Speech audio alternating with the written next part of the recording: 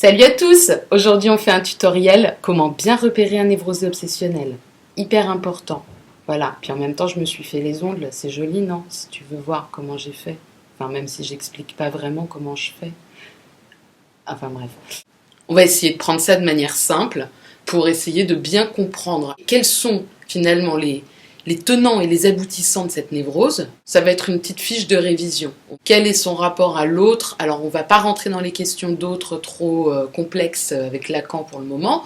On va essayer de faire la base, un truc basique. Mais on va voir qu'il y a un rapport à l'autre qui est pas net et qui se rapporte au stade anal justement. Et alors le névrosé obsessionnel colle bien au stade anal puisque qu'est-ce qu'il est chiant quoi. Oh, hier je suis allée à Carrefour et j'y vais jamais à Carrefour mais là je rentrais du travail et du coup c'était sur mon chemin. Donc j'y suis allée et la caissière elle m'a demandé si j'avais la carte fidélité. Toi t'es là, t'arrives, t'es tout guilleret, le névrosé obsessionnel il va être là genre il va te tuer ton truc quoi. Il va être là, ouais, je sais pas, bah ouais, peut-être. J'ai acheté un pull qui est en laine et soie et la laine ça se lave plutôt à 30 degrés et la soie ça se lave plutôt à froid. Soie et laine. Vous connaissez une Hélène? Moi mon cycle main il lave qu'à 30 degrés.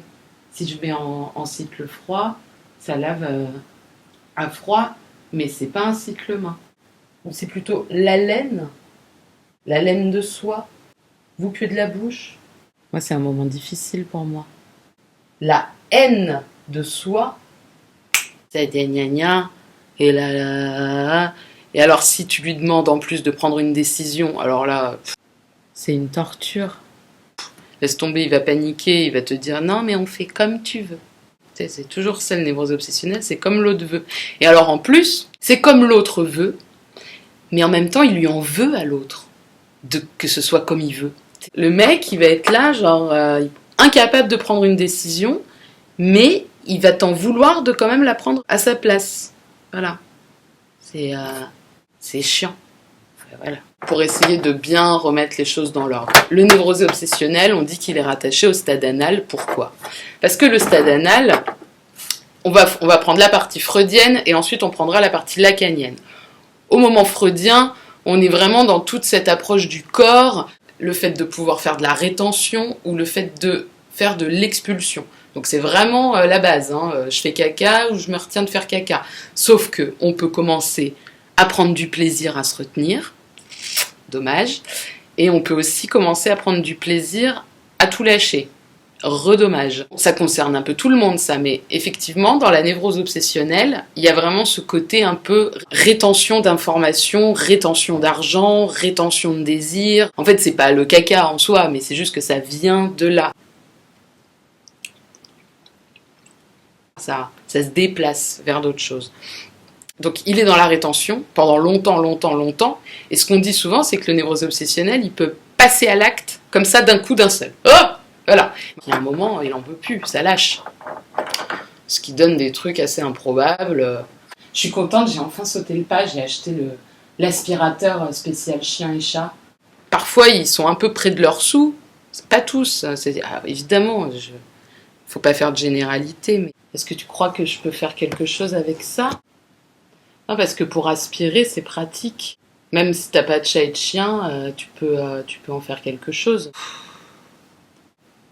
Je sais pas si j'ai bien fait, mais en même temps, moi je me suis dit c'est bien d'avoir un aspirateur spécial chien et chat. C'est vrai que j'ai pas de chat et de chien. En même temps, si je le rends et que dans un mois j'ai un chat, et oui, peut-être, et non, et si je fais, et si je fais pas, et si peut-être, et puis à un moment, paf! Voilà, il y va. Hallucinant, c'est névrosé obsessionnel. Dans le stade anal, c'est vraiment l'idée pour Lacan que c'est la demande de la mère, donc la demande vient de l'autre, et qui demande à son gosse de devenir propre. Il demande de devenir propre. Et lui, il va voir s'il a envie, ou s'il a envie de s'adapter, s'il va dire ok, il n'y a pas de problème avec ça, ou si en fait, il va y avoir un petit peu des soucis, quoi. Névrosé obsessionnel, il a quelques soucis. Et d'une certaine manière, il va se conformer complètement à la demande de l'autre, Et ça va le mettre mal, mais mal. Parce qu'en fait, il va s'y conformer limite trop. C'est trop parfait. C'est trop dans la demande de l'autre. L'autre, il a dit que je dois faire ça, alors je fais ça. Mais après, par derrière, il y a une espèce de sadisme qui se met en place et des fantasmes un petit peu crus parfois de finalement faire du mal à l'autre, le souiller, le mettre à mal. L'autre a demandé, sois propre, et puis le névrose obsessionnel, il en a fait toute une histoire, et il s'est trouvé complètement emmerdé par cette demande. Tellement il se demande toujours, mais que me veut l'autre? Et donc il se conforme, il devient une espèce d'esclave. Il espère quand même être cet esclave qui tuerait le maître. Il deviendrait une espèce de héros. Le névrosé obsessionnel est dans un idéal impossible. Tu vois, se fait la rébellion, sauf que dans la vie, la vraie vie, le névrosé obsessionnel, il est tellement empêtré avec ces questions qu'avant de pouvoir faire un acte, ça lui prend des années. Il est là, il cogite. C'est pour ça qu'on appelle ça névrose obsessionnelle. Parce qu'il y a des idées obsédantes. Mais après, c'est très mal traduit. Parce qu'en allemand, c'est Zwangneurose. Voilà, je fais pas d'allemand, hein, mais Zwang, ça veut dire contrainte, forcée. Forcée et. Il y a vraiment le côté passif. Le névrosé obsessionnel, c'est vraiment... il est passivé. C'est un néologisme, je sais, mais il est tout rempli de... L'autre l'intruse en permanence, le pénètre, lui... tu vois? C'est horrible pour lui. Et lui, il est tout le temps en train d'essayer de retrouver une forme d'activité. Ouais, vas-y. Prends-la. Ouais. Tiens, prends. Puis des fois, c'est un peu à côté de la plaque aussi. La question de la névrose obsessionnelle, c'est suis-je mort ou vivant? Parce que ce côté tellement à ne pas pouvoir agir, et le fait qu'il éteigne comme ça en permanence le désir de l'autre, parce que forcément, il est obligé d'éteindre le désir. Parce que s'il n'éteint pas le désir, il est obligé d'y répondre en permanence et ça l'épuise. Il est fatigué, le névrosé obsessionnel. On dirait qu'il porte la vie sur ses épaules, et du coup ça le rend un peu mort.